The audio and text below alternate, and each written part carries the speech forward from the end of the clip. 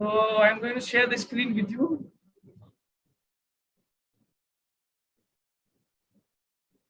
Okay, तो is the screen visible to all of you? क्या screen दिख रहा है क्या आप सभी को? स्क्रीन विजिबल है क्या? ठीक है। Yes sir. तो बहुत एक्टिव स्टेट में बैठिए, 1 घंटे में आपको 3 चैप्टर का रिवीजन होने वाला है। आप ये मान के चलिए कि अगर आपने, क्योंकि आपको पता नहीं है क्वेश्चन कहाँ से आने वाला है।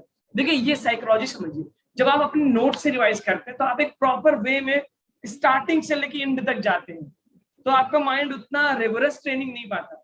इस चैप्टर में जो हम ये 3 चैप्टर पहले, 3 चैप्टर से क्वेश्चन किस ऑर्डर में आएंगे आपको नहीं पता है, किस चैप्टर का कौन सा क्वेश्चन पहले होगा, किस कंसेप्ट पे बेस्ड होगा, आपको कुछ नहीं पता है। तो it will be a very good practice for you. बहुत ध्यान से इस सेशन को अटेंड करिएगा और आपका बहुत इस 3 चैप्टर्स में अच्छा खासा रिवीजन हो जाएगा। क्वेश्चन आसान भी होंगे, मुश्किल भी होंगे। आसान है चाहे मुश्किल हो, आपके लिए वो इंपॉर्टेंट होगा क्योंकि रिवीजन हो रहा है आपका पूरे 3 चैप्टर्स का। तो I am going to showing you the questions based on these topics. 3 topics पे हम क्वेश्चन आपको दिखाने जा रहे हैं।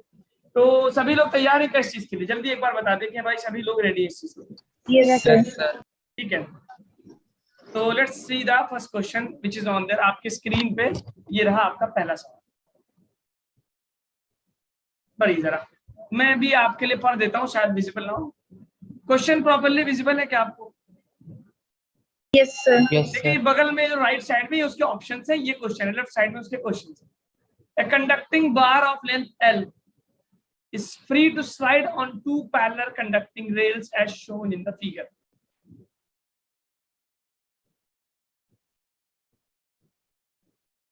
Two resistors R1 and R2 are connected across the ends of the rail. Rail मतलब जिस पे slide कर सकता है। There is a uniform magnetic field into the page. Cross का मतलब होता है into the page, dot का मतलब होता है outside the page. An external agent pulls the bar to the left at constant speed. ये बार को, मेटालिक बार को लेफ्ट साइड में खींचा जा रहा है। तो कह रहा है कि दोनों रेजिस्टेंस पे करंट पैदा होगा कि नहीं होगा। तो क्या ऑब्जर्वेशन होगा आपके लेफ्ट साइड के स्क्रीन पे, इसको डिस्कस करते हैं।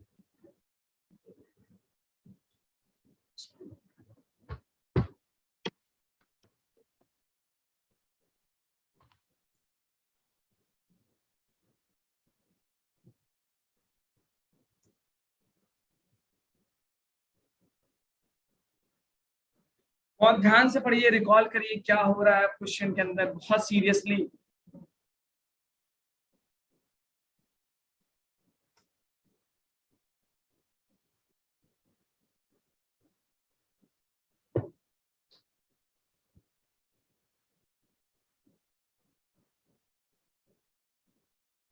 आप सामने से देखेंगे तो किस लूप में आपको कैसा करंट दिखेगा?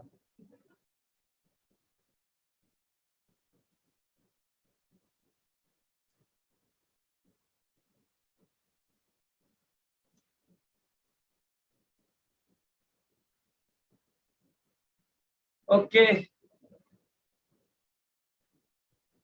देखिए आप इस चीज को, मैं आपको काफी टाइम हो गया कोई आंसर नहीं, हिंट दे रहा हूँ कि जब आप इलेक्ट्रोमैग्नेटिक इंडक्शन क्या होता है, जब भी किसी लूप के थ्रू फ्लक्स, जो मैग्नेटिक फ्लक्स होता है वो चेंज होता है तो उसके अंदर ईएमएफ पैदा होता है।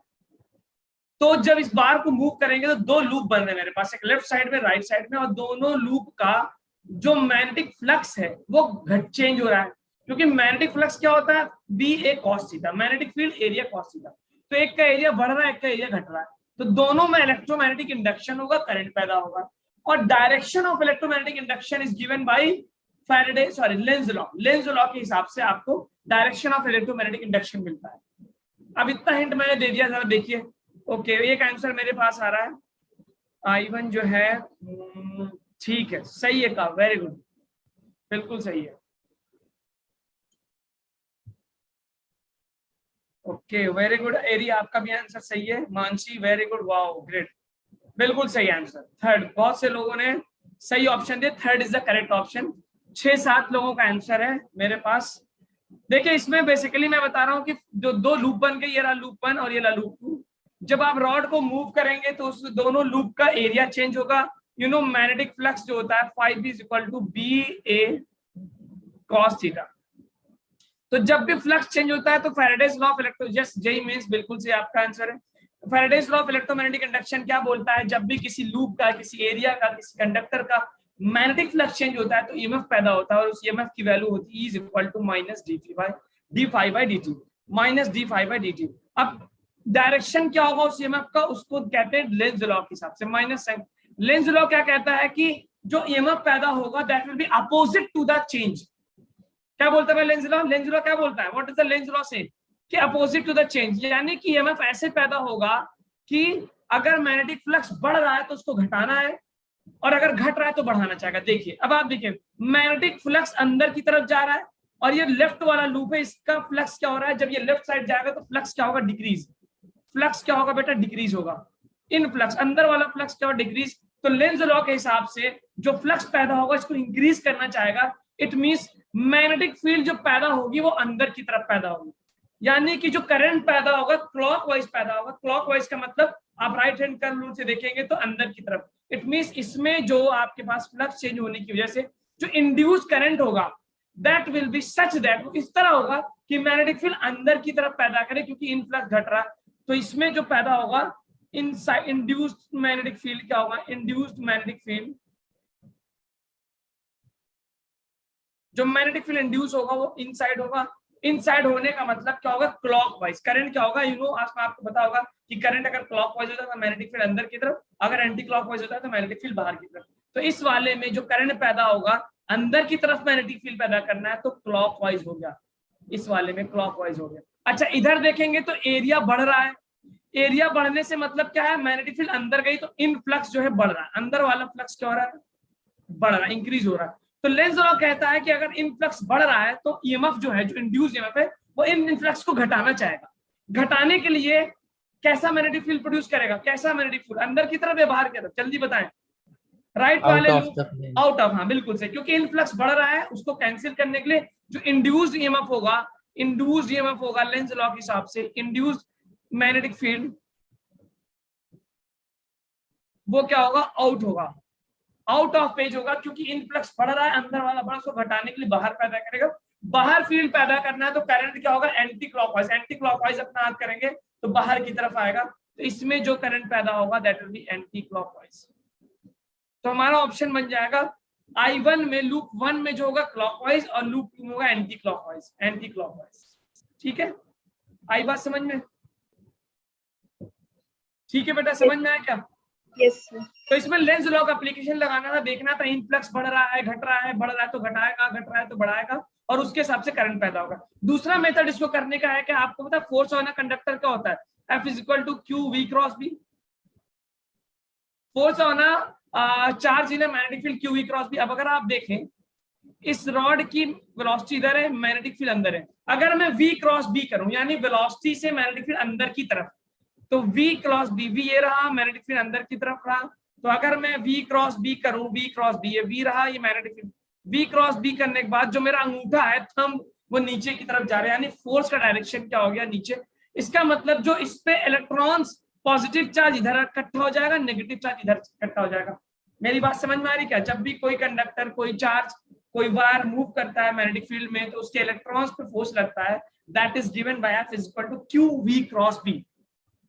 तो पॉजिटिव, यानी ये क्यू वी क्रॉस बी जो होता है पॉजिटिव चार्ज का डायरेक्शन होता है, तो इलेक्ट्रॉन पे किधर फोर्स लगेगा, ऊपर की तरफ, यानी कि इलेक्ट्रॉन्स ऊपर इकट्ठा हो जाएंगे और पॉजिटिव चार्ज नीचे इकट्ठा हो जाएगा।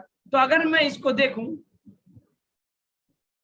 तो क्या मैं इसको इस तरह भी बना सकता हूं क्या, बोलिए जरा, कि जो रॉड है, ये रॉड में पोटेंशियल डिफरेंस पैदा होगा, नीचे की तरफ प्लस, ऊपर की तरफ माइनस। बोलिए क्या ये आपको समझ में आया? दूसरा method, force on a wire की तरफ, फोर्स ऑन अ चार्ज, इस वायर के अंदर इलेक्ट्रॉन्स पे फोर्स लगेगा।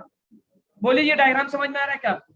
Yes Yes. सर। तो आप देखो, अगर ये प्लस है तो करंट का डायरेक्शन देखो क्या होगा, यहाँ से निकलेगा, यहाँ ऐसे जाएगा और यहाँ ऐसे जाएगा। तो इसमें क्लॉकवाइज, इसमें एंटी क्लॉकवाइज, ऐसे भी देख सकते हैं, इधर क्लॉकवाइज, इधर एंटी क्लॉकवाइज। ठीक है, चलिए बहुत हो गया, आते हैं अगली प्रॉब्लम की तरफ। चलो देखो, ये प्रॉब्लम किस भी चैप्टर का, आप देखिए ध्यान से और इसको सॉल्व करने की कोशिश करिए।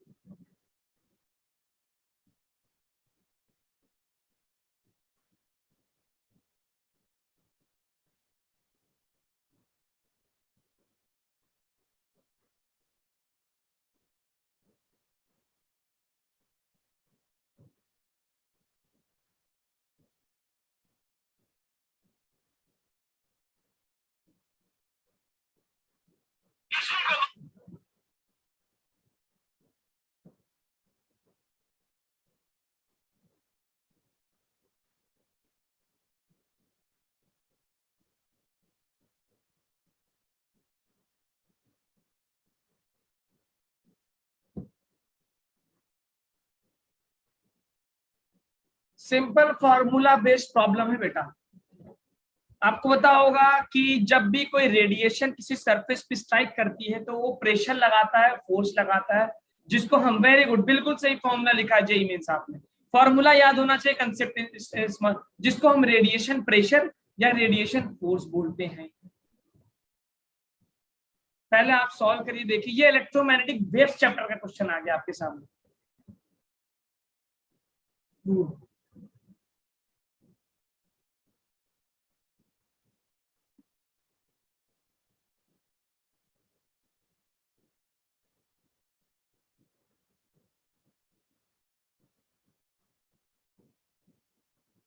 देखिए जब भी कोई इलेक्ट्रोमैग्नेटिक वेव्स ट्रैवल करता है तो इसके अंदर एनर्जी जो होता है, energy density that is given by half epsilon not E not square, या फिर इसको मैग्नेटिक फील्ड से लिख सकते हैं। एवरेज एनर्जी की बात हो रही है, एवरेज एनर्जी की बात हो रही है, B naught square upon mu not.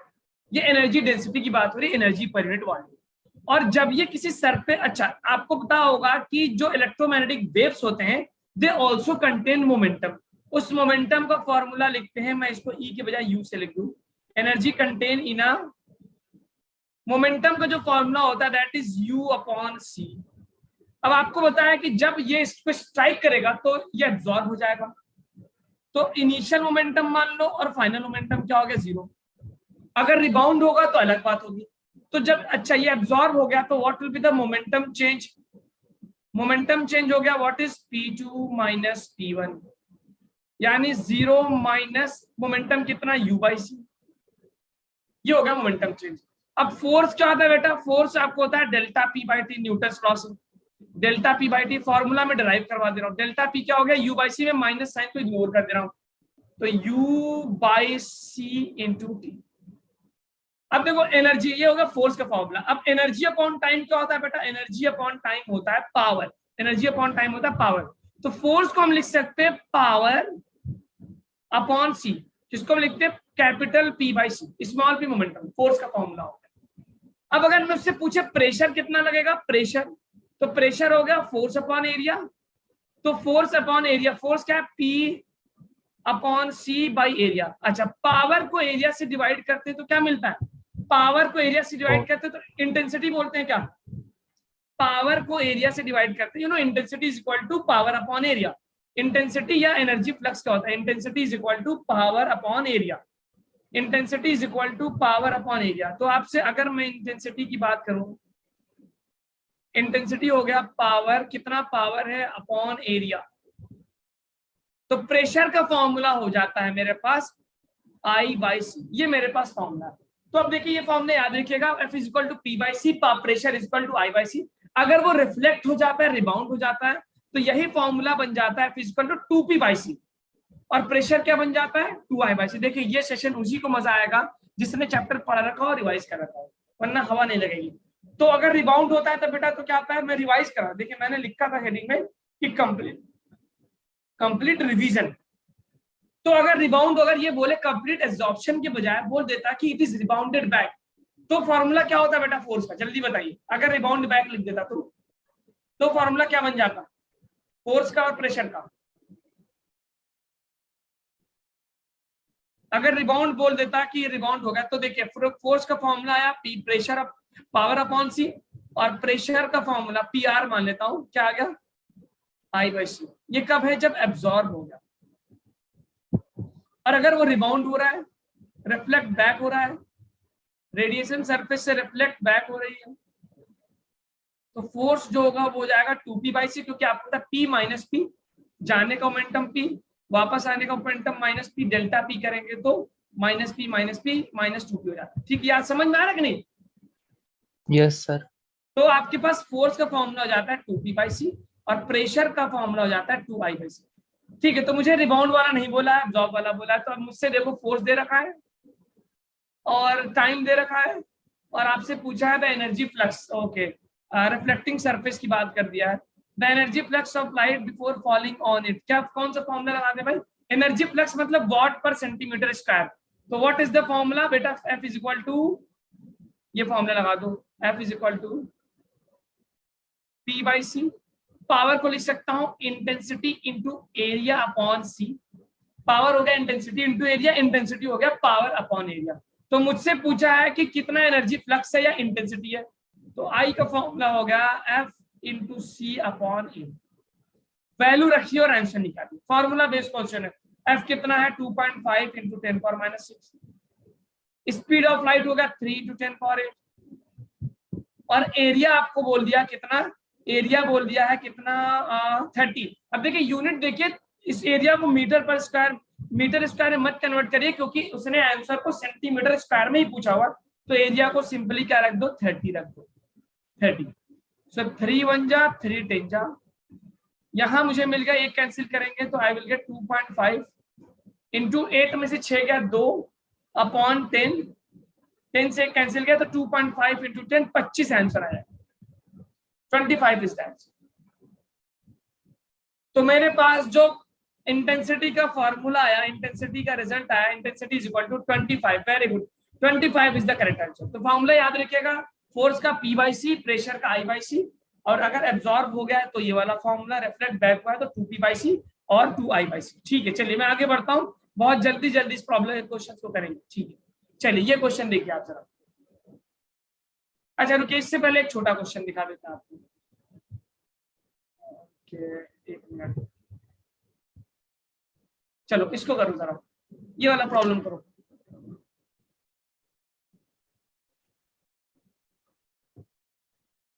Alternating current is given by I is equal to I sin omega t plus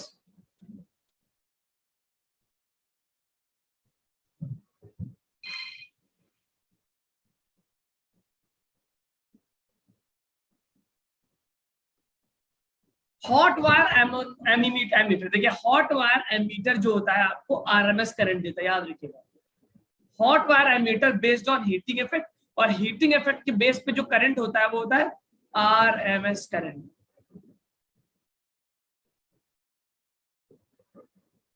hot wire ammeter is based on R. तो बेसिकली आपसे पूछना चाह रहा है कि हॉट वायर एमीटर रीडिंग का मतलब है आरएमएस रीडिंग बताइए सर्किट की, आरएमएस रीडिंग क्या होगा।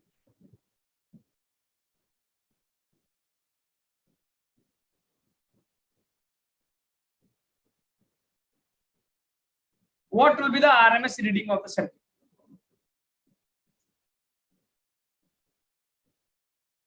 Okay, good, very good, काफी।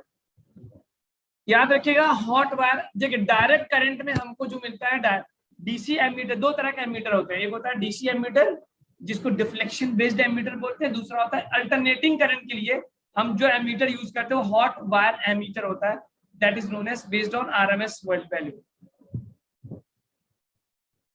दो लोगों का आंसर आया है सही, 3 का आएगा बिल्कुल सही जवाब। देखिए अब आप इस करंट को कंबाइन, आपको याद होगा मैथमेटिक्स में अगर कोई इक्वेशन इस तरह दी होती है y is equal to a sin theta plus, ये एसएचएम में भी यूज करते हैं क्या आप लोग, ये बताइए क्या आप लोगों ने ऐसा इक्वेशन एसएचएम में देखा जिसमें दो एसएचएम को कंबाइन करता है। तो आप इसको कंबाइन करके कैसे लिखते हैं बेटा, जल्दी बताइए क्या लिखते हैं, under root a square plus b square sine theta plus phi, और फाइव क्या लिखते हैं, tan phi is equal to b/a, ये लिखता है आप लोग। इसी तरह तो मैं इस करंट को कंबाइन करके आई कैन राइट इसका एम्पलीट्यूड लिख सकता हूं, I is equal to I1 square plus I2 square under root what it will be sine omega t plus phi, ये हो गया इसका कंबाइन। तो ये मेरे पास मिल गया I not, maximum value of the current हो गया I नॉट। अब आपको होता है आरएमएस करंट क्या होता है, व्हाट इज आई आरएमएस क्या होता है बेटा, I naught upon I P upon root 2। I naught या IP अपॉन रूट 2 या I नॉट अपॉन रूट 2। तो I नॉट मेरे पास निकला under root I1 square plus I2 square upon under root 2। अब ये रूट 2 दोनों का कॉमन होगा तो ऑप्शन जो बन जाएगा मेरे पास बी ऑप्शन बन जाएगा, B will be the correct option. ठीक है, तो दोनों एसएचएम को कंबाइन किया और उसके बाद मैंने पीक वैल्यू को रूट 2 से डिवाइड किया, आरएमएस वैल्यू आ गई। चलिए नेक्स्ट क्वेश्चन देखते हैं, जरा ये वाला क्वेश्चन बताइए, 2021 का प्रॉब्लम, छोटे छोटे प्रॉब्लम जरा उठा लेते हैं।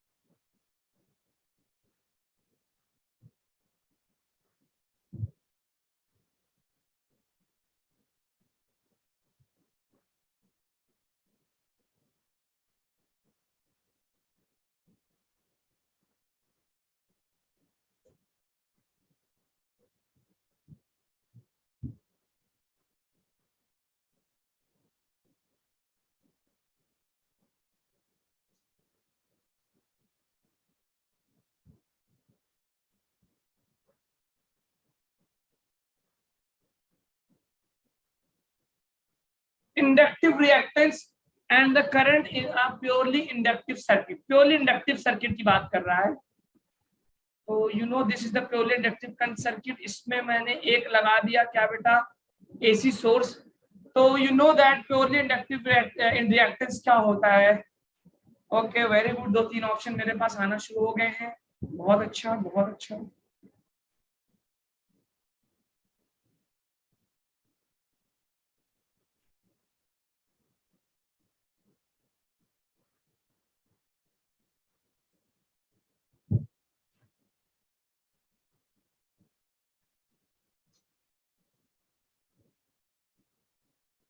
तो ये आपको पता होगा, बहुत लंबा, ये तो बहुत आसान प्रॉब्लम था।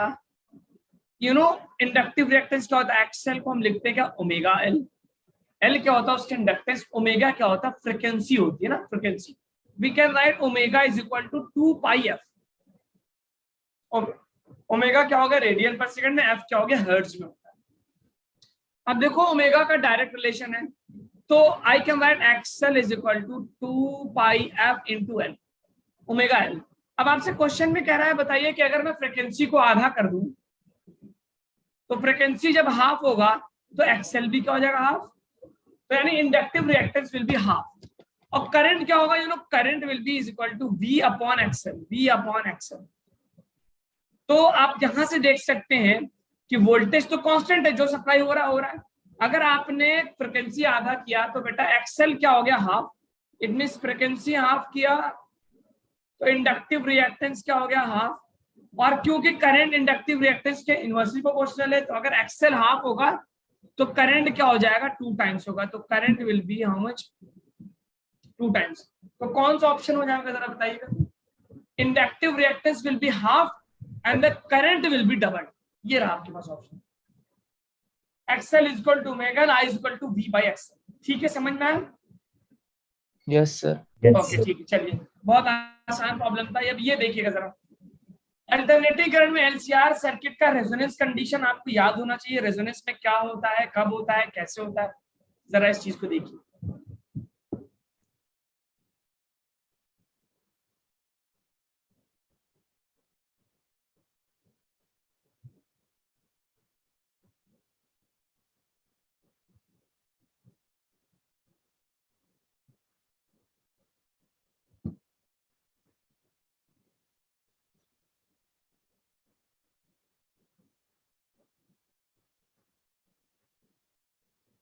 सीरीज एलसीआर सर्किट के रेजोनेंस कंडीशन की बात हो रही है, रेजोनेंस कंडीशन की बात हो रही है। अभी आप ट्राई कर लें, फिर मैं आपको बताऊंगा रेजोनेंस क्या होता है, कैसे होता है, क्या क्या कंडीशंस होती है रेजोनेंस की।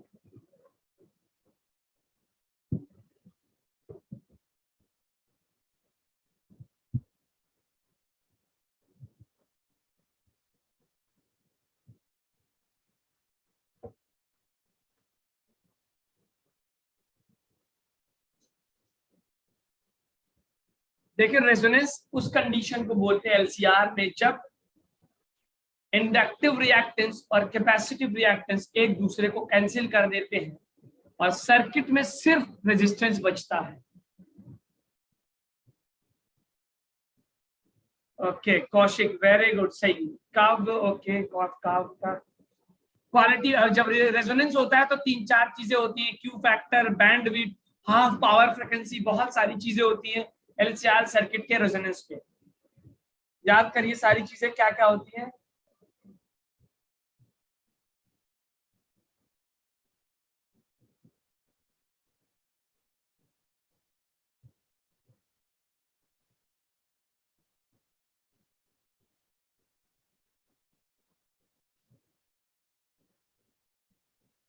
चलिए ठीक है, कोई मुझे बता सकता है कि सर रेजोनेंस कंडीशन क्या होती है, क्या बात होती है एलसीआर सर्किट का, जब सीरीज एलसीआर में रेजोनेंस करते हैं तो क्या खास बात होती है।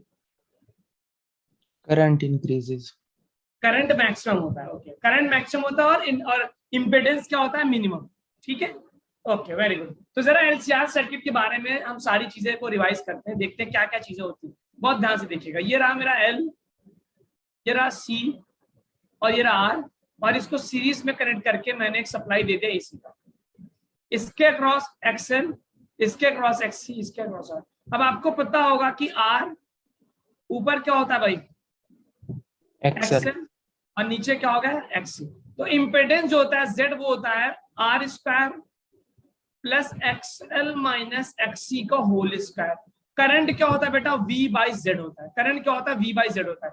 तो रेजोनेंस वो कंडीशन होती है जिसमें जिसमें क्या हो जाए, बोलो भाई, रेजोनेंस क्या होता है, जब XL equal to XL XC XC. के बराबर हो जाए, दोनों बराबर हो जाए। तो ऐसा कंडीशन होने पे जेड क्या हो जाता है, मिनिमम, और ये टर्म क्या हो जाता है, जीरो, ये वाला टर्म क्या हो जाता है, जीरो। तो जेड आर के बराबर होता है। तो आप बोल सकते हैं रेजोनेंस प्योरली रेजिस्टिव होता है। रेजोनेंस पे प्योरली रेजिस्टिव होता है, सही बोल रहा हूं क्या। तो और इसमें करंट क्या होता है, जब जेड क्या होता है, मिनिमम होता है, और करंट क्या हो जाता है, मैक्सिमम हो जाता है। ये सब बातें होती है। और जब रेजोनेंस होता है तो जो सर्किट की फ्रीक्वेंसी होती है, एक्सएल क्या हो गया बेटा, XL equal to omega L, और एक्सी की जगह 1/ओमेगा सी रखने के बाद मुझे ओमेगा की वैल्यू क्या आती है, 1/√LC। तो रेजोनेंस होने की कंडीशन क्या है, 1/√LC। ये सारी बातें रेजोनेंस से रिलेटेड होगी, ठीक है। ओके, अब जब मैं ग्राफ बनाता हूँ क्यू फैक्टर का, मैं ग्राफ बनाता हूँ आई versus I not versus omega का, तो मुझे ये कुछ मैक्सिमम आता है। तो रेजोनेंस कंडीशन पे जो करंट है वो मैक्सिमम होता है। और यहां से दो कंडीशंस होती है जिसको हम बोलते हैं ओमेगा 1 ओमेगा 2। बहुत ध्यान से देखिएगा, नीट का प्रॉब्लम, जेई का प्रॉब्लम है। ये ओमेगा को क्या बोलते हैं, हाफ पावर। ये क्या दोनों क्या होते हैं भाई, half power frequency. Half power frequency क्या होता है, वो फ्रीक्वेंसी जिसपे पावर क्या हो जाए, हाफ, जिसपे पावर क्या हो जाए, हाफ, हाफ पावर फ्रीक्वेंसी बोलते हैं। और करंट क्या हो जाता है बेटा, आई नॉट अपॉन √2, ठीक है, मैक्सिमम का √2 टाइम्स हो जाता है। तो ये चीज कहलाती है क्या बेटा, 2 डेल्टा ओमेगा। 2 डेल्टा ओमेगा बोलते हैं, मतलब बैंडविड्थ बोलते हैं इसको हम, 2 डेल्टा ओमेगा को बैंडविड्थ। अब मैं सारे फॉर्मूले लिख रहा हूँ। बैंडविड्थ का फॉर्मूला क्या होता है, 2 delta omega, R upon L होता है क्या, और क्यू फैक्टर जो होता है जिसको हम लिखते हैं ओमेगा, ओमेगा नॉट बल्कि लिखते हैं, omega naught upon bandwidth, upon bandwidth. Bandwidth क्या होगा, 2 डेल्टा ओमेगा। डेल्टा ओमेगा बोलते हैं एक वाले पार्ट को, और इसको बोलते हैं डेल्टा ओमेगा। तो बैंडविड्थ की फॉर्मूला होता है omega naught L by R. ये मेरे पास दो फॉर्मूले आ गए हैं बैंडविड्थ से रिलेटेड। 2 डेल्टा ओमेगा को बैंडविड्थ बोलते हैं और क्यू फैक्टर हो गया, ठीक है। अब जरा क्वेश्चन को देखते हैं, सारे इन्फॉर्मेशन के बाद कह रहा है अगर रेजिस्टेंस इंक्रीज कर रहा है, ओनली रेजिस्टेंस तो बैंडविड्थ विल इंक्रीज। तो देखिए बैंडविड्थ मैंने निकाला 2 डेल्टा ओमेगा को आर बाई एल। तो पहला पार्ट देखिए, कह रहा है कि अगर आप रेजिस्टेंस इंक्रीज करेंगे, कैपेसिटेंस वगैरह इंडक्टर नहीं इंक्रीज करेंगे तो बैंडविड्थ इंक्रीज होगा। तो बिल्कुल सही बात है, आर इंक्रीज करने पे ये इंक्रीज होगा। तो पहला ऑप्शन सही हो गया, ठीक है, पहला ऑप्शन सही हो गया। दूसरा कह रहा था रेजोनेंस फ्रीक्वेंसी विल इंक्रीज। देखिए रेजोनेंस फ्रीक्वेंसी किस पे डिपेंड करता है, 1/√LC। ना ही आपने एलसी किया, ना ही सी चेंज किया, कुछ भी नहीं चेंज किया, तो रेजोनेंस फ्रीक्वेंसी क्या रहेगा, same. The Q factor will increase. जरा क्यू फैक्टर को चेक करते, क्यू फैक्टर क्या है, omega naught L by R. Resistance increase करेंगे तो क्यू फैक्टर क्या होगा, डिक्रीज। तो ये वाला पार्ट भी क्या होगा, गलत हो गया। Quality factor and the resonance of the frequency will remain constant, गलत बात है। रेजोनेंस फ्रीक्वेंसी तो कांस्टेंट रहेगी, लेकिन क्यू फैक्टर डिक्रीज होगा। तो चौथा पार्ट भी क्या होगा, गलत हो गया। तो first is the correct option. I hope आपको समझ में आया होगा, यस ठीक सर। है। ये सारी चीजें मैंने आपको पूरे चैप्टर का एक स्लाइड पे समरी दे दिया। चलिए नेक्स्ट क्वेश्चन की तरफ बढ़ते हैं। ये देखिए आप आंसर जरा बेटा, देखो ये मैंने पहले बोला रिवीजन है, तो रिवीजन मतलब तो उसी को मजा आएगा जो पढ़ के आया होगा, जिसने पढ़ा होगा। मेरी मिस्टेक ये हो गई, मुझे कल आपको टॉपिक बता देना चाहिए था, खैर जल्दी जल्दी में बता नहीं पाया था।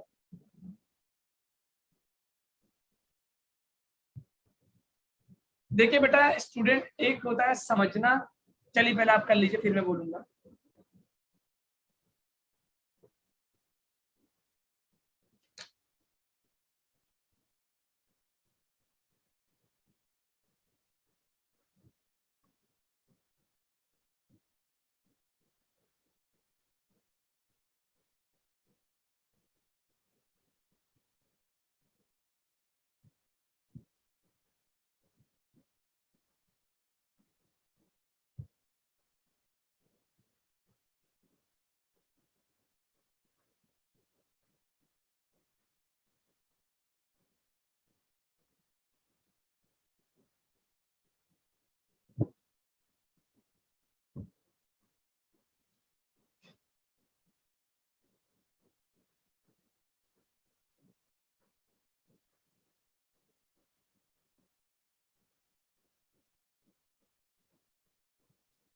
सर्किट में कैपेसिटर और रेजिस्टेंस दे रखा है, कह रहा है जैसे ही स्विच को ऑन करूंगा करंट कितना फ्लो करेगा, माइक्रो एम्पियर की बात कर रहा है, कितना माइक्रो एम्पियर करंट फ्लो करेगा। अब आप देखिए बहुत छोटा प्रॉब्लम है, 2021 में पूछा हुआ प्रॉब्लम है।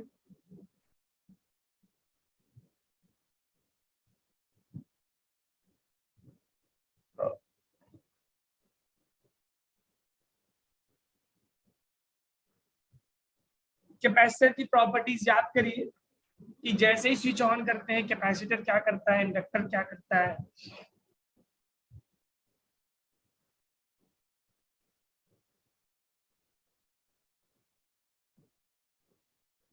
ओके ठीक है काब, आपका आंसर सही है, ग्रेट, बहुत अच्छा। आपका परफॉर्मेंस बहुत सही चल रहा है। कुछ स्टूडेंट्स का 7-8 स्टूडेंट्स हैं, तो कौशिक का भी सही आंसर आ रहा है, ग्रेट। तो आप लोग इस तरह मेंटेन करते रहे, बाकी लोग भी मेहनत करें और अपने आप को ऊपर लेकर आए। अक्षिका वेरी गुड, मानसी भी सही बता रही है। अब देखिए मैं आपको कुछ प्रॉपर्टीज बता दूं, जब भी स्विच को जस्ट ऑन करते हैं, स्विच ऑन करते हैं, तो जो कैपेसिटर होता है that behaves like a close switch, और जो इंडक्टर होता है ये कैसा बिहेव करता है, स्विच ऑन करते ही just after, just switch on करने के बाद इंडक्टर में बैक ईएमएफ पैदा होता है, बैक ईएमएफ की वजह से it behaves like a battery, open switch, या ओपन स्विच की तरह। अगर after some time, after switch on, जब स्विच ऑन होके after steady state, steady state का मतलब क्या हुआ, स्विच ऑन करके थोड़ी देर छोड़ दिया, करंट वरंट सब कुछ स्टेबल हो गया, आफ्टर स्टेडी स्टेट बोलता है, या आफ्टर सम टाइम, तो जो कैपेसिटर होता है अब उसकी चार्जिंग बंद हो जाएगी, क्योंकि प्लेट्स फुली चार्ज हो जाएंगे या फुली डिस्चार्ज हो जाएंगे। तो now the capacitor will behave like a open switch, circuit breaker बन जाएगा।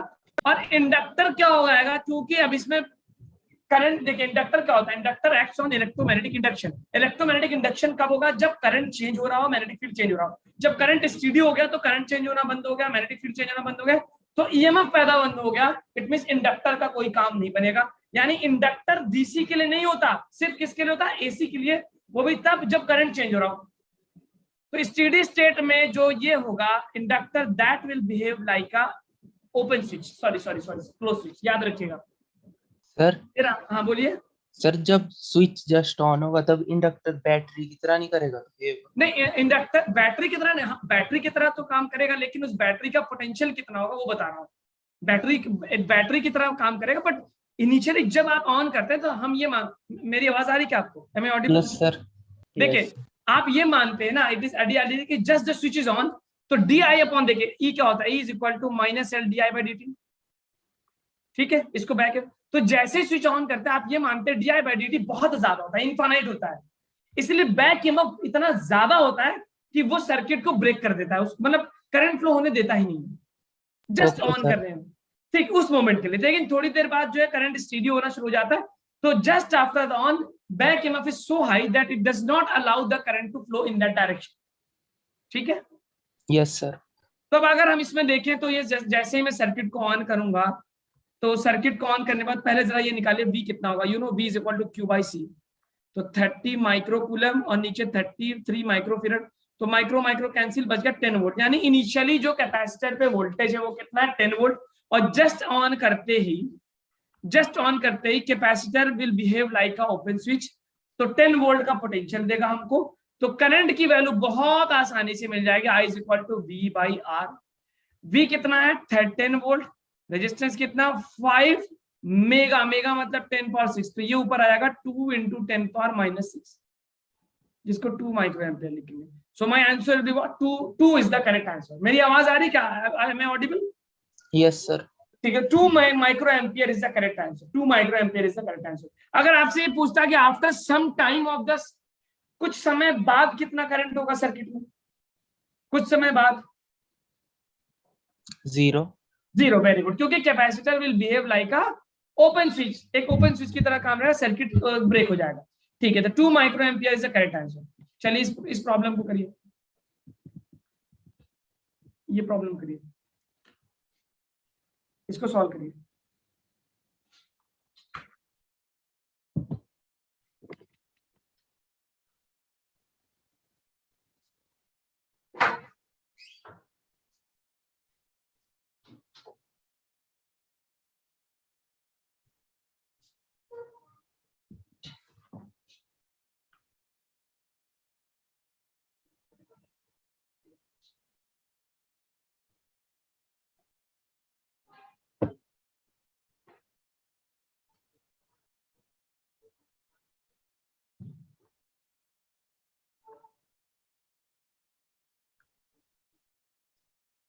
अब देखिए इसमें जो लाइन बोली गई, the current just after the switch is closed, और इंडक्टर लगा हुआ है, तो इंडक्टर के बिहेवियर को पहचानिए just after the switch close होने के बाद इंडक्टर किस तरह बिहेव करता है।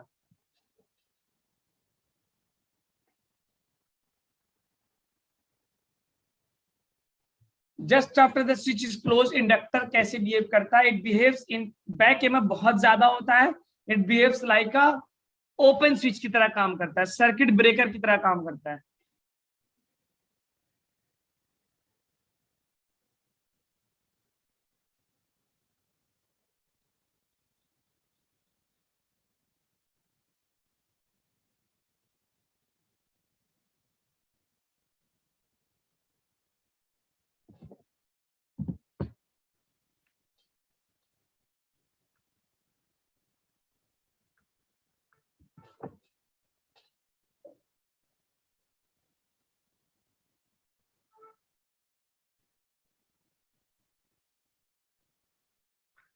देखिए इंडक्टर्स अल्टरनेटिंग करंट के लिए होते हैं, डीटी डीसी करंट के लिए तो इंडक्टर का कोई काम नहीं होगा।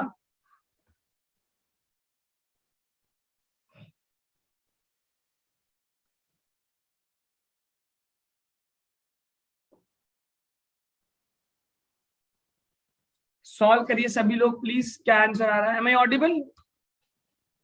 Yes, sir. Yes sir. ठीक है, तो ये इंडक्टर को बेटा आप वो बना दो ना, inductor just after the switch की तरह क्या होगा? It will behave like a open switch, open switch की तरह काम करेगा, तो ये तो ब्रेक हो जाएगा ना सर्किट। बहुत आसान प्रॉब्लम है। देखिए सर स्विच आपको जैसे, मैसेज नहीं आ रहा? मैसेज नहीं जा रहा है? नहीं मेरे पास आया हुआ मैसेज आ रहा है। ठीक ठीक ठीक ठीक, अच्छा आ गया, अभी आया।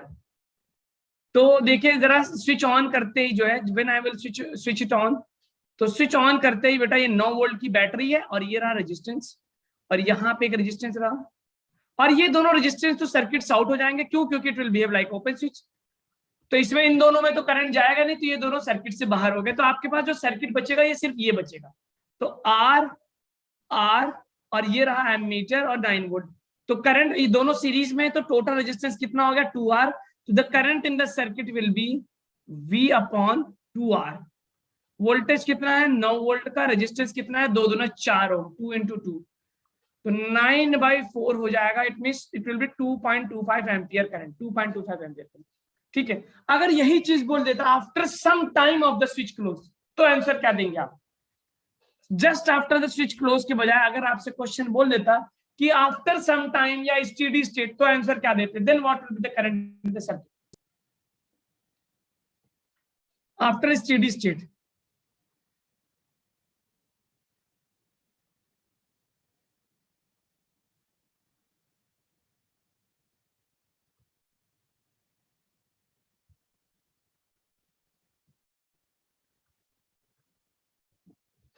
then what will be the fourth in the steady state?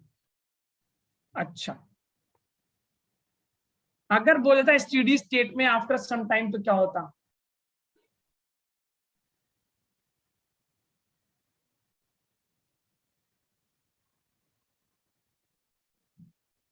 Steady state में inductor will behave like a plain wire, it will behave like a close switch, एक क्लोज स्विच की तरह काम करेगा इंडक्टर।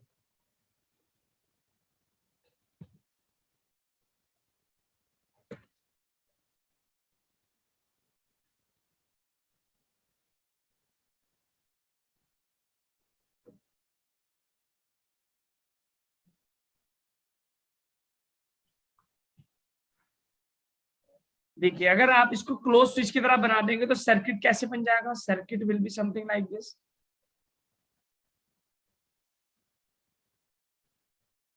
ये रहा सर्किट, यहां से ये भी आर और ये रहा आर, तो ये 3 रेजिस्टेंस आपको पैरेलल में दिख गए। तो आर आर आर ये क्या हो जाएगा? ये तीनों मिला के बेटा 3 रेजिस्टेंस पैरेलल में दिख जाएंगे, तो ये तीनों मिला के बन जाए कितना? R/3। तो मेरे पास जो सर्किट बनेगा it will be something R/3 और R। तो अब ये R/3 और क्या हो गया सीरीज में, तो इक्विवेलेंट रेजिस्टेंस कितना हो गया? R + R/3, 4R/3। So now the current will be, current will be I is equal to V upon R, कितना हो गया 4R/3, 3 ऊपर आ गया, ये आंसर होगा। तो 3 वोल्टेज कितना है 9, 4R की जगह क्या लगा दिया मैंने 2, तो how much will be the answer 9 3 27 upon 8, तो इट विल बी 8 3 24.3, 8 3 24, 3.37 समथिंग आएगा। तो ये आ गया फोर्थ ऑप्शन हो जाएगा, बिल्कुल सही जवाब है। तो अगर आफ्टर स्टेडी स्टेट की बात करेगा तो the current will B fourth only, 3.37 ampere of the current will B. ठीक है, यस सर। चलिए अब आते हैं जरा फिर इलेक्ट्रोमैग्नेटिक इंडक्शन पे कोई चैप्टर क्वेश्चन करते हैं, EMI के ऊपर करते हैं, EMI के ऊपर। ठीक, ये वाला क्वेश्चन करेगा, 2020 का क्वेश्चन है।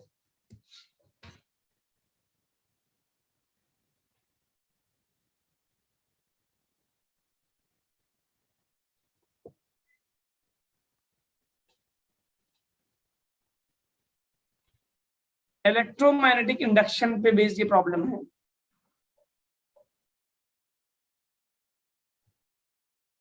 सॉल्व करिए और बताइए क्या होगा।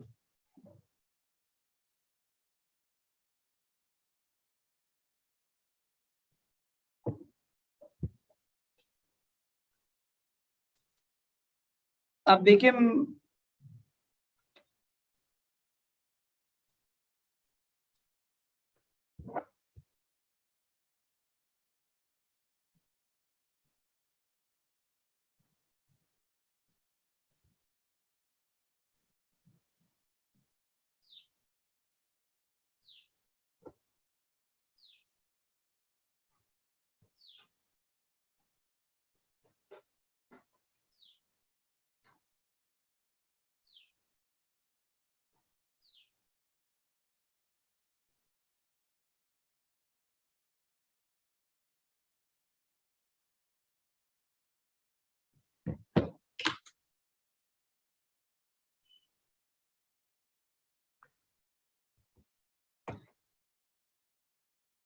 अब आप देखिए, जब भी किसी कॉइल को रोटेट करते हैं मैग्नेटिक फील्ड में तो क्या होता है, पूरा फॉर्मूला याद करिए वरना मैं तो आपको बताऊंगा ही।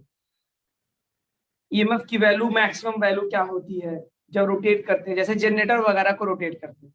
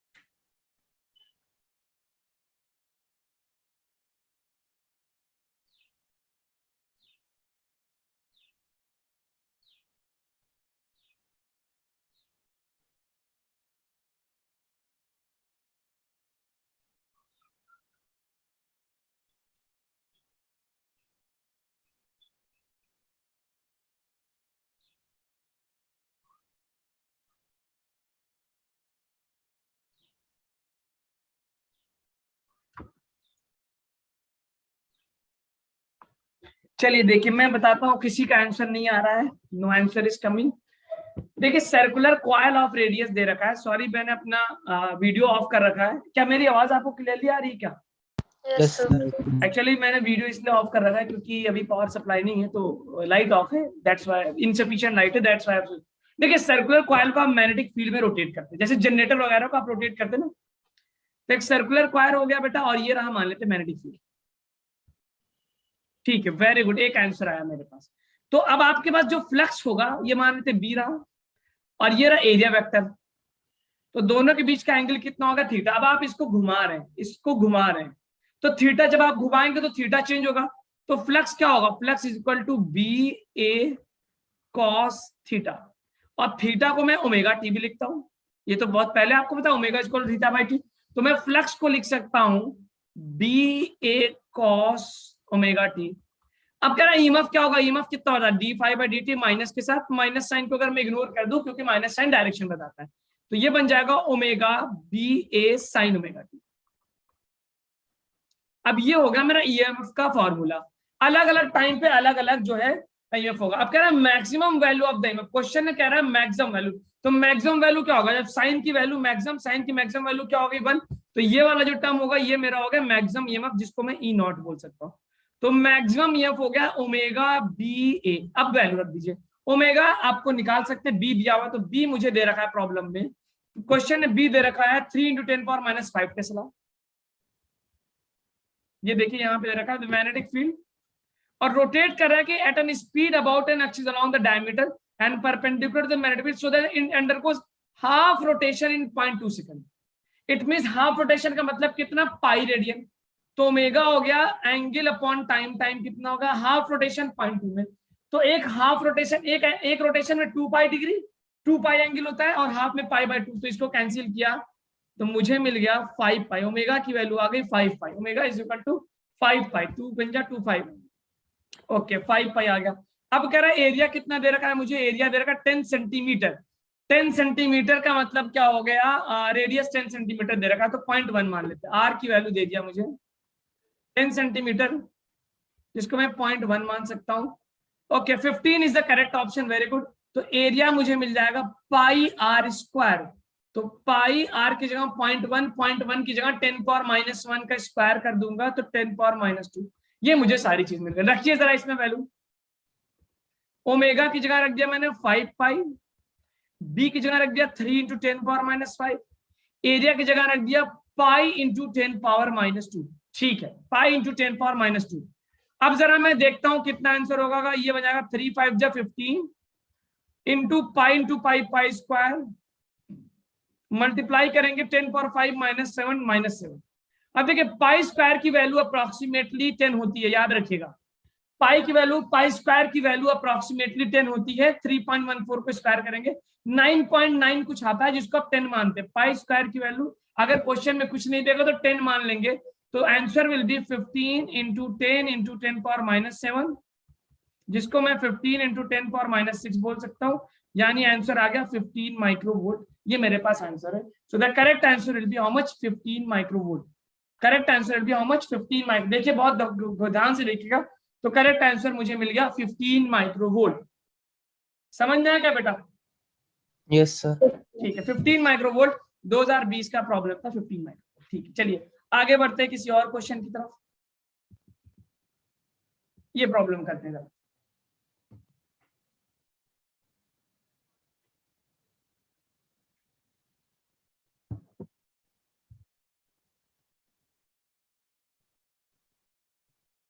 मैं पीडीएफ अपलोड कर लूंगा, आप लोग देख लीजिएगा। अभी मेरा टारगेट है ज्यादा से ज्यादा क्वेश्चंस कराना और समझाना।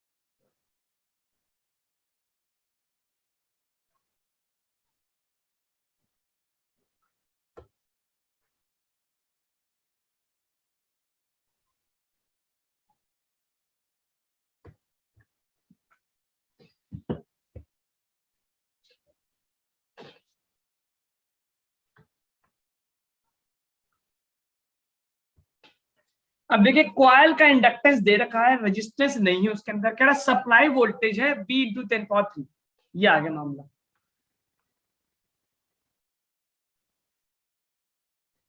वोल्टेज जो है साइनोसॉइडल नहीं है बेटा, साइनोसॉइडल वोल्टेज नहीं है, ये लीनियर वोल्टेज दे रहा है।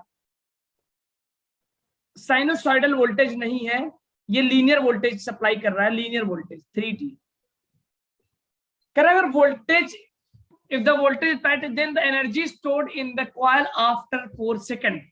तो मैं आपको बता दूं, what is the formula of energy stored in the inductor? Energy stored in the inductor का फॉर्मूला क्या होता है बेटा? एनर्जी का फॉर्मूला, एनर्जी पूछ रहा हूं, energy stored in the inductor, half L I square. तो यानी आप आई निकाल लो तो आंसर मिल जाएगा।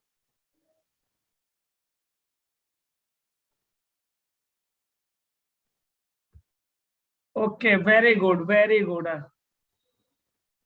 ठीक है, आपका मतलब है एनर्जी का फॉर्मूला मुझे चाहिए क्या? Half L I square, half L I square चाहिए। अब मुझे एल तो पता है, दो आई पता करना है, यानी मैं पता कर लूं कि एट टी 4 सेकंड बाद आई कितना होगा सर्किट में, बस यहां रखूंगा, आंसर आ जाएगा। अब आई कैसे निकाल सकता हूं बेटा? आई कैसे निकाल सकता हूं? बैक ईएमएफ का फॉर्मूला पता है मुझे। बैक, जैसे ही करंट बढ़ेगा यहाँ पे बैक ईएमएफ पैदा होगा, E = L di/dt। और अगर मैं किरचॉफ्स लॉ सर्किट में लगाऊं तो मैं लिख सकता हूं V - E = 0, बैक ईएमएफ से Kirchhoff's law according to the KVL. तो V = E की वैल्यू हो गई L di/dt, तो मुझे मिल गया V = L di/dt। V कितना है? 3T, L di/dt। अब जो है मैं dt को dt टाइम को इसको इंटीग्रेट कर दूं, 3T dt ये हो गया L di। इंटीग्रेट कर देता हूं मैं, जरा इंटीग्रेट करके देखता हूं, 3t²/2 और ये हो गया Li। टाइम कब पूछना? 4 सेकंड बाद। तो यहां पे लिमिट रख दूं मैं 0 से 4 तक। तो 4 रखने के बाद मुझे क्या आंसर मिल रहा है? जल्दी बताइए क्या मिल रहा है 4 रखने के बाद? तो 3/2 × 2 to 4 16, 16 = Li। I am getting 8, यानी कि Li = 8। L की वैल्यू कितनी है बेटा? 2। L की वैल्यू कितनी है? 2। तो करंट कितना आ गया? 12 एम्पियर। तो I am getting basically 8 3 24 = Li। ये फॉर्मूला आ गया इंटीग्रेट करने के बाद।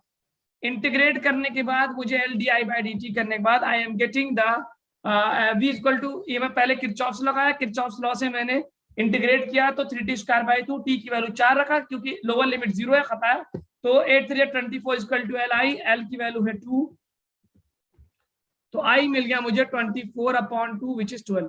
तो 12 एम्पियर का करंट फ्लो कर रहा है उसके अंदर जब 4 सेकंड बीत चुका। After 4 second 12 ampere of current is there. Energy पूछ रहा है, energy = half L I square, half L की जगह 2, I की जगह 12 × 12 कैंसिल किया, तो I am getting 144 joule. Very good, 144 joule is the answer.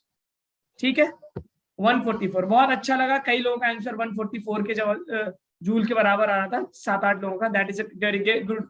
ठीक है, तो ये रहा मेरे पास इंडक्टर के अंदर एनर्जी स्टोर हो गई, 12 एम्पियर का करंट होगा, एनर्जी आ गया 144 और करंट मुझे मिल गया कितना? 12 एम्पियर। ठीक है, चलिए एक और क्वेश्चन देखते हैं, लास्ट क्वेश्चन देखता हूं, उसके बाद हम सेशन कंप्लीट करते हैं। ठीक, ये देखिए जरा,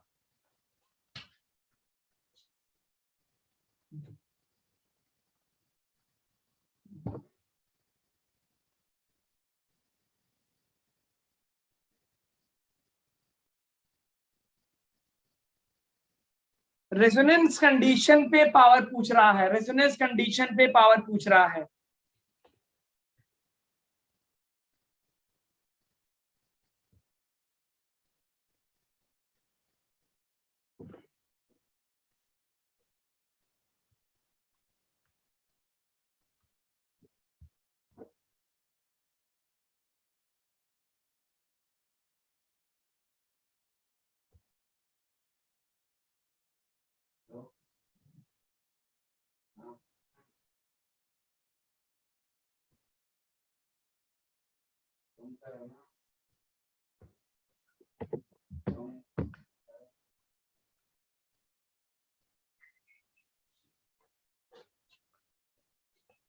अब देखिए रेजोनेंस कंडीशन पे आपको पता होगा कि the circuit is purely resistive, सिर्फ रेजिस्टेंस होता है, इंडक्टेंस और कैपेसिटेंस गायब हो जाता है।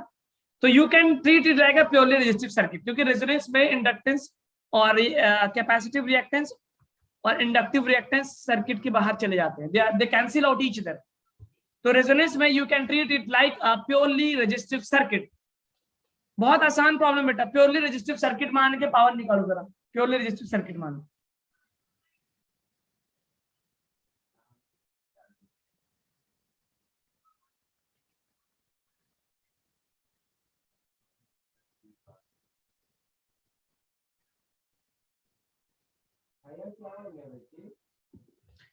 क्या एम आई ऑडिबल? सुनाई नहीं दे रहा हूँ क्या मैं आपको?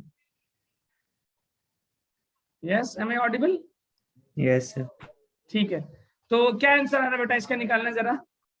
तो प्योरली रेजिस्टिव सर्किट अगर मानेंगे तो पावर क्या होता है बेटा, V R M S square upon R. ये पावर फॉर्मूला होता है क्या प्योरली रेजिस्टिव सर्किट की। रेजोनेंस कंडीशन में सर्किट में सिर्फ रेजिस्टेंस होता है, कैपेसिटर इंडक्टेंस कैंसिल कर रहे थे। बहुत आसान क्वेश्चन है। अब देखो पीक वोल्टेज दे रखा है 25/√2, तो वी आर एम एस क्या हो जाएगा, V0/√2। V0/√2 का स्क्वायर कर दो, मुझे आंसर मिल जाएगा। रेजिस्टेंस दे रखा R2, तो V0 का स्क्वायर करेंगे तो मुझे मिल गया 250/√2। स्क्वायर करिए तो 250 का स्क्वायर, और नीचे √2 का स्क्वायर करेंगे तो √2 × 2, और नीचे क्या है VRMS का स्क्वायर कर दिया, यानी 225/√2 का स्क्वायर हो गया। नीचे R भी रखना, रेजिस्टेंस 8। ये आंसर आ गया मेरे पास। तो 250 × 250 जो कि मेरे पास मिल गया 625, 1 2 8 2 16। तो डिवाइड करिए और आंसर बताइए कितना आंसर आ रहा है। 62500 डिवाइडेड बाय 16, ये मिलेगा आपको 3900 के करीब मिलेगा। सो अगर वाट किलो वाट में बताएंगे तो चल भी 3.9 किलोवाट। अब इंटीजर की बात करेंगे तो 4 आंसर आ जाएगा। इंटीजर की बात करेंगे तो 4 is the correct integer, 4 is the correct integer. ठीक है, if I am going to discuss about integer, 4 is the correct answer. समझ में आया क्या बेटा आपको प्रॉब्लम? इस प्रॉब्लम में रेजोनेंस बोल दिया तो इंडक्टर्स और कैपेसिटर का कोई फॉर्मूला काम नहीं है, सिंपल रेजिस्टिव सर्किट मान के सॉल्व करेंगे V²/R। अब देखिए क्वेश्चन है पीक वोल्टेज दिया, तो पहले आप पीक से आरएमएस निकालेंगे फिर उसका स्क्वायर करेंगे। ठीक है, चलिए तो आज के लिए इतना सेशन काफी है। मैं अगली क्लास से मिलूंगा नए 3 चैप्टर के साथ। तो आपको मैं चैप्टर बता दें कौन कौन सा चैप्टर उठाया, बताइए जरा। 12th क्लास के कौन कौन से टॉपिक्स उठा लें, क्योंकि मेरी अब 12th न्यू बैच में क्लास है, तो that's why I am going here there. आप बता सकते हैं कौन सा चैप्टर मैं उठाऊं नेक्स्ट क्लास के लिए, कौन से 2 चैप्टर, 2-3 चैप्टर, जल्दी बताइए। Yes, tell me which 2 chapters you want. Sir current, electricity और capacitance and potential. Okay, potential, capacitance, current, electricity, मतलब क्या यूनिट 1 और इलेक्ट्रोस्टैटिक्स, कैपेसिटेंस और करंट, इलेक्ट्रिसिटी, यही चाहते हैं आप लोग? Yes sir. कितने लोग इस चैप्टर पे एग्री करते हैं, जरा हाथ उठा दें। Current, electrostatic, capacitance and current, electricity, ये 3 यूनिट्स। ओके ठीक है, तो आज हमने EMI, AC और EMW देखा। कल की क्लास में हम देखेंगे वी विल सी दिस। ठीक है, तो मैं आप लोग तैयार रहिए अगली क्लास में विद दीज 3 चैप्टर्स, ये इलेक्ट्रोस्टैटिक्स, कैपेसिटेंस और करंट, इलेक्ट्रिसिटी के साथ। ओके, मिलते हैं अगली क्लास में। ठीक है, thank you sir. Okay, thank you. Thank you, sir.